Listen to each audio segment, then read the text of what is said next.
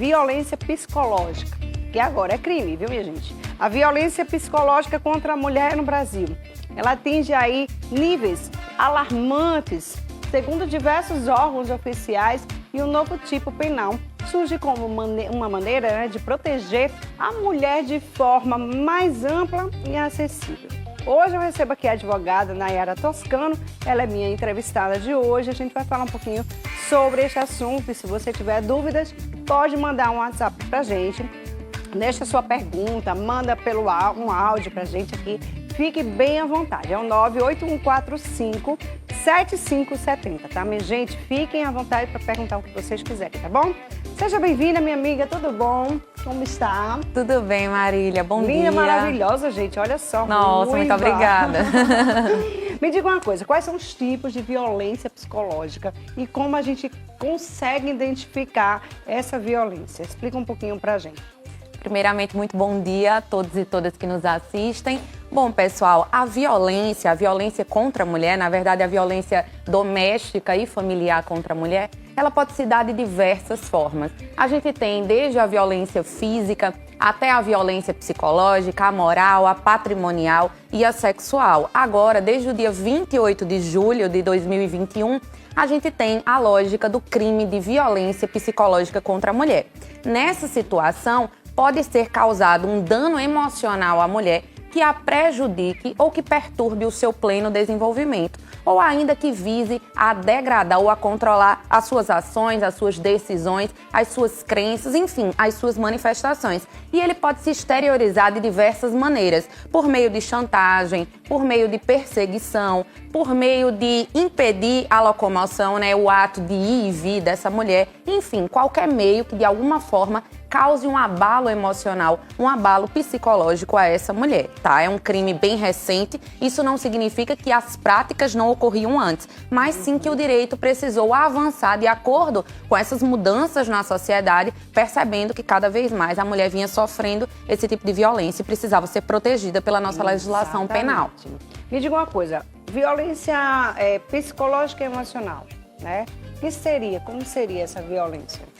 Olha só, Marília, eu posso te dar alguns exemplos práticos para a gente conseguir entender um pouquinho melhor. Vamos pensar numa situação em que, por exemplo, o companheiro ou o cônjuge, o namorado, enfim, alguém com quem a mulher, por exemplo, se relacione, controle os seus atos, controle as suas conversas, queira ter as senhas, por exemplo, de todas as suas redes sociais, não queira que ela saia com um determinado tipo de vestimenta, ou, por exemplo, situações absurdas como: por que você está usando esse perfume? Você quer sair cheirosa pra quem? Meu Deus! E aí, tipos de atitudes assim porque que você tá causam... se maquiando, porque você tá se arrumando tanto. Exato. Essas situações vão causando um abalo emocional a essa mulher, vão causando um dano emocional. É por isso que a lei resolveu proteger e trazer aí uma pena de reclusão de 6 meses a 2 anos e multa para quem for condenado por esse tipo de crime. E se não tiver cometido algum crime mais grave, porque aí pode acontecer de você vir a ser condenado por esse crime ainda mais gravoso. Peraí, o tempo é 6 meses? 6 meses a 2 anos. Então, pode ser que a menor condenação seja de 6 meses, mas pode ter essa maior de 2 anos também, além de outros crimes que tenham sido praticados contra a mulher. Se forem mais graves, esse crime mais grave aí vai acabar sendo o objeto da condenação. Entra também naquela lei Maria da Penha? Sim, com certeza. Esse crime de violência psicológica contra a mulher, ele vem a trazer uma condenação específica para a violência psicológica. Na Lei Maria da Penha, né, que foi modificada agora recentemente, justamente por essa Lei 14.188, de 28 de julho, a Lei Maria da Penha abrange ainda outras situações que vão além. E aí a violência psicológica, como é a mais comum de acontecer, né, precisou ter um olhar diferenciado. Digamos que uma mulher está sofrendo tudo isso, né? Como é que ela faz para chegar? Porque se o homem não deixa, às vezes, nem ela sair nem da cola dele, como é que ela vai fazer, meu Deus do céu, para se livrar, para entregar essa pessoa? Marília, então, essa é uma situação bem alarmante e bem complicada que a gente acaba visualizando, que é a lógica da impunidade, a lógica da subnotificação de casos. Por quê? Porque muitas mulheres, né, diuturnamente, dia após dia, sofrem esse tipo de violência e acabam não conseguindo denunciar por diversos fatores. Ou porque dependem financeiramente, emocionalmente, ou porque já estão tão abaladas e com a autoestima tão baixa que acabam não conseguindo se manifestar. Mas, gente, Eu digo para vocês que estão me assistindo agora, a maioria eu acho aqui que mulheres estão nos assistindo, pensem que se você está numa relação que não te liberta, que não te permite ter escolha de querer estar com aquela pessoa pura e simplesmente porque dela você gosta, esse não é o seu lugar. Então é preciso que primeiro a gente tenha esse processo de autoconhecimento, esse processo de reflexão e de entendimento sobre os seus direitos e aí sim, empoderada, em posse desses direitos, consciente deles, denuncie. A gente tem um ramal aí, na verdade, né, nacional, a gente tem e estadual, tem mecanismos estaduais também, mas você pode discar 180 180 e denunciar esse tipo de violência que você venha a sofrer. Ou, se for o caso, ir à delegacia da mulher. Se você não conseguir se deslocar até lá, existem programas aqui do próprio governo, como a Patrulha Maria da Penha, que se localiza em determinados bairros, que vai ali na sua rua, na sua casa, enfim. Então tem situações em que a gente sabe que a mulher pode estar sofrendo ameaça e não tem a coragem de denunciar, mas assim tem todo um processo de ruptura, né, dessa cultura que realmente reforça esse estereótipo da mulher como submissa e tudo mais. Muito bem. Mas olha, vamos colocar um relatozinho aqui, só para vocês darem uma olhada como é que funciona. Vai, coloca aqui. Bom dia, meu esposo, ele surta, deve ser, né? Do nada. E quer me bater e depois vem pedir desculpas. Tenho medo de deixar ele me matar. Bom, e aí? Como é que faz, né? Já que essa pessoa, ela mandou... Ela quer se sair, mas ela tem medo de morrer. Porque tem muitos homens, né, que ameaçam. Diz, se você me entregar, se você fizer alguma coisa, eu mato você. E acaba assustando e as mulheres ficam com medo também de fazer qualquer coisa, com medo de morrer, né? É verdade. É isso, né? Gente, essa situação é extremamente preocupante, né, dessa telespectadora que está enviando. E é uma situação cada vez mais comum, infelizmente. É uma situação de o medo do feminicídio, o medo de vir a perder a vida ali, né, pelas mãos do seu próprio companheiro, aquela pessoa em quem você deveria confiar, né, acima de tudo, se fosse o caso. Esse medo extrapola o seu desejo de sair daquela condição de ameaça. Mas eu digo que, primeiramente, né, como eu falei anteriormente, é preciso que ela conheça os direitos dela, que ela entenda que ninguém pode ferir a sua integridade, nem física, nem tampouco emocional. Aí já se chegou às vias de fato de agressão física, de violência física, não só violência psicológica. Eu imagino que é que ela sofra, né, além dessa violência física. Então, ó, gente, existem programas de proteção, tá? Existem programas em que, se for o caso, né, na última hipótese aí, a pessoa pode mudar de cidade, mudar de nome, tem toda uma situação de proteção por trás disso para evitar que, no final das contas, se chegue a esse crime de feminicídio. Claro que eu tô falando de uma situação assim, né, final, ao último contexto em que se pode fazer, porque também, normalmente, não é interessante para a mulher perder, né, esse contato familiar, essa vida dela realmente. Mas denuncie, porque nada é pior do que você se encontrar numa situação como essa, né? Existem as medidas protetivas que obrigam ao agressor. Então, essas medidas em até 48 horas sendo efetivadas, como medidas de o agressor não poder estar no mesmo lugar que ela. Então, por exemplo, se ela for sair, se ela for a uma boate, ele não poderia estar naquele mesmo local, ou de ele ter que sair de casa, ele ter que manter uma determinada distância da vítima. Então, esses são os primeiros mecanismos aí de proteção para que ela não venha a perder a vida e, em último caso, esses programas de proteção mesmo a vítimas e testemunhas que são um pouco mais radicais. Muito bem. Vamos agora escutar mais um relato. Agora é em áudio. Vai lá. Olá, bom dia.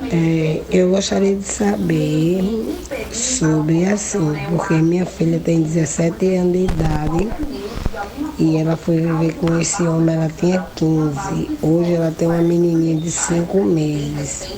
Aí ele trabalha de carteira assinada e a vida dele tá botando ela para fora de casa, humilhando ela. Inclusive, teve 2 dias essa semana que ele deixou ela fora de casa, colocou o cadeado no portão para ela não entrar. E fora, assim, as coisas que ele fala, né? Que ele fala com ela. Aí eu gostaria de saber o que é que eu posso fazer sobre esse respeito. É a mãe, né? Mãe é fogo, gente. Mãe é mãe, né?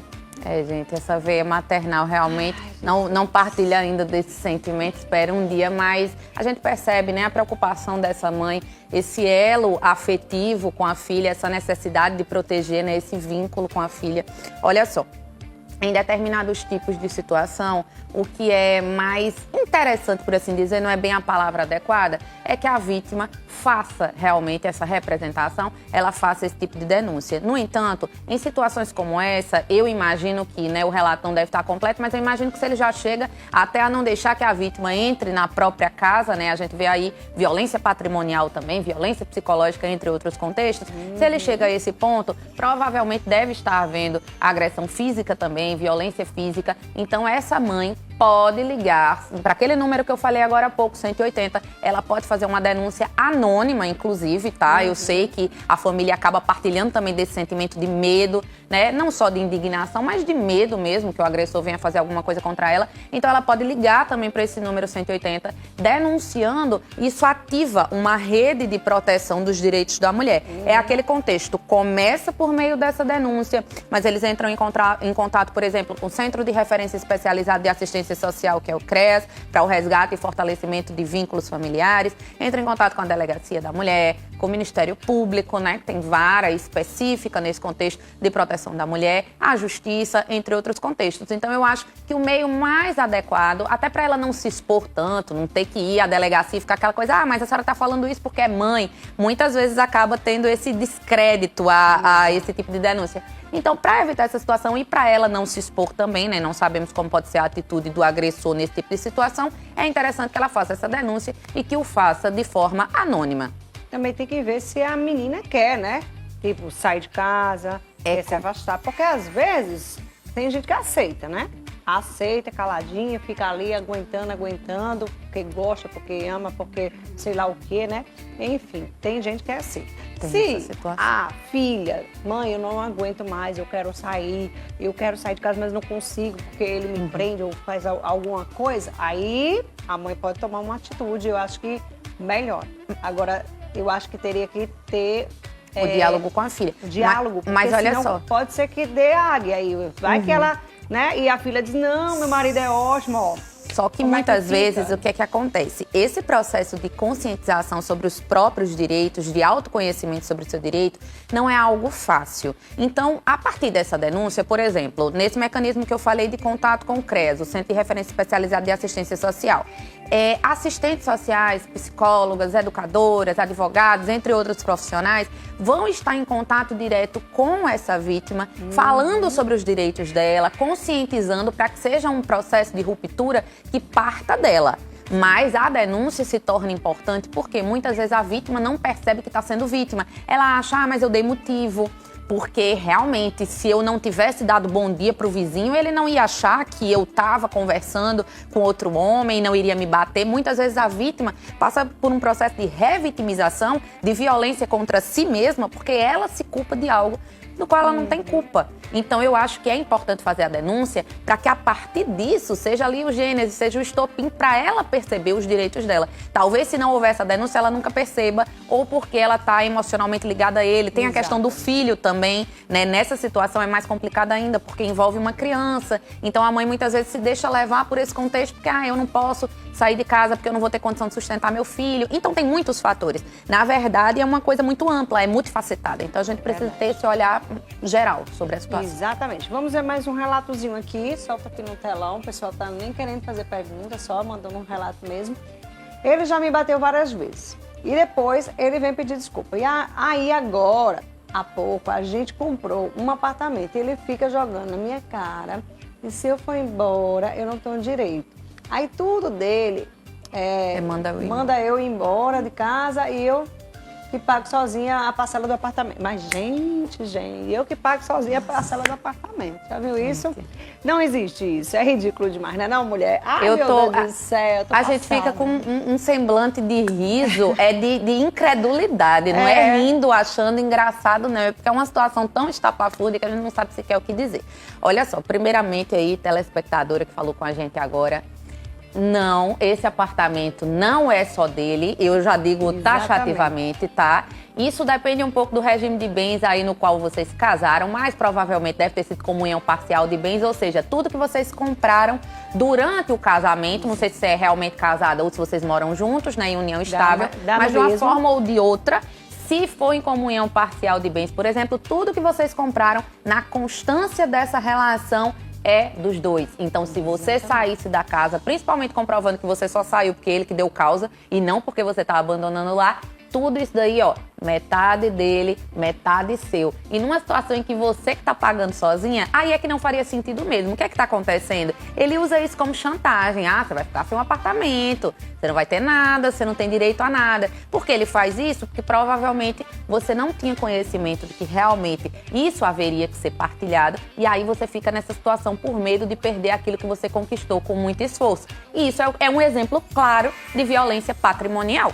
É verdade. Bom, se foi comprado antes, né, de casal, de estar junto, beleza, é dele. Se ele comprou ou ela comprou, não é verdade? Agora, se comprou quando estava junto, gente, pode ser união estável, pode ser comunhão de bens, enfim, a não ser que seja separação total. Isso né? mesmo. Aí você, o que é de um, de outro é de outro. Quem comprou é meu, eu comprei, é meu e pronto. Se você comprar, é seu. Mas quando é união estável, gente, e separação... Comunhão parcial. Comunhão parcial de bens, tudo é dos dois. É meio a meio. Não existe isso, minha gente. É lei, né? A justiça que der a favor só de um, é porque deve estar aí ou ganhando dinheiro ou sei lá o quê. Só se ele for rico, né? Aí compra, né? Porque compra fácil mais. Mas se não for, homem, olha... Tenha calma. Só não divide os bens de uso pessoal, os livros e os instrumentos de trabalho, minha gente. Por exemplo, não se aperrei, não. O resto você vai dividir. Você não vai dividir um sabonete, você não vai dividir uma escova de cabelo, não mas o resto divide sim. Fica tranquilo. Fica tranquilo. Muito bom aqui esse assunto de hoje, viu, gente? Então, não tenha medo de denunciar. Teve até uma vez um vídeo, né, de uma demonstração de um casal. Por exemplo, eles fizeram uma demonstração, tá, gente? Só para vocês verem. O que é que vocês também podem fazer? Eles estavam entrando, foram comer numa lanchonete, eu acho. E aí sentaram numa mesa. E ela já tinha um papelzinho escrito, me ajude, né? Com alguma coisa lá, dizendo alguma coisa. E aí quando a garçonete foi lá perguntar o que eles queriam, ela conseguiu entregar esse papelzinho na mão dela. Colocou assim embaixo, sei lá, entregou. E quando foi daqui a pouco, ela pegou esse papelzinho lá discretamente, olhou e foi aí que ela acionou a polícia e todo aquele negócio, discretamente, deixando lá eles comendo, tranquilo, e o cara puxava ela, pra ela ficar perto, sabe? E ficava brigando com ela porque ela não podia estar olhando assim, ou assado, e assim foi. E aí depois a polícia chegou e conseguiu pegar ele. E foi ótimo, né? Porque ela conseguiu fazer a denúncia, mas de uma forma que ele não viu. Aqui no Brasil, exato. E um outro exemplo também, gente, interessante, nesse mesmo contexto assim de restaurante, de bar, de lanchonete, é que cada vez mais aqui no Brasil, né, diante do número alarmante de casos de violência doméstica e familiar contra a mulher, a gente tem visto, por exemplo, em determinados restaurantes, em bares, alguns avisos no banheiro ou em outros ambientes, dizendo algum tipo de código que, se a mulher utilizar, vão entender que ela está passando por esse mecanismo, por esse processo de violação de direitos. Então, tem alguns bares, por exemplo, que colocam, se você pedir o drink de nome tal, a gente vai entender que você está passando por um contexto de violência. Um drink que nem existe. Eu já vi casos como esse, por exemplo. Ah, muito bom, viu? Bom demais essa tática, viu? Obrigada, minha amiga, mais uma vez, viu? Volte sempre. Muito obrigada, Marília. Pessoal, quem quiser continuar dialogando sobre esse e outros assuntos, pode me seguir nas redes sociais, @prof.nayara_tossano, que eu vou adorar debater com vocês. Marília, posso aproveitar para mandar um beijo rapidinho, já que a gente tá falando desse assunto aí de direitos das mulheres, de empoderamento das mulheres. Vou mandar um beijo para 3 mulheres bem especiais que estão me assistindo. É minha mãe Mima, minha tia Fátima, minha sogrinha Ana. Beijo para vocês. Obrigada, beijo Marília. Também. Olha só, gente, as aulas presenciais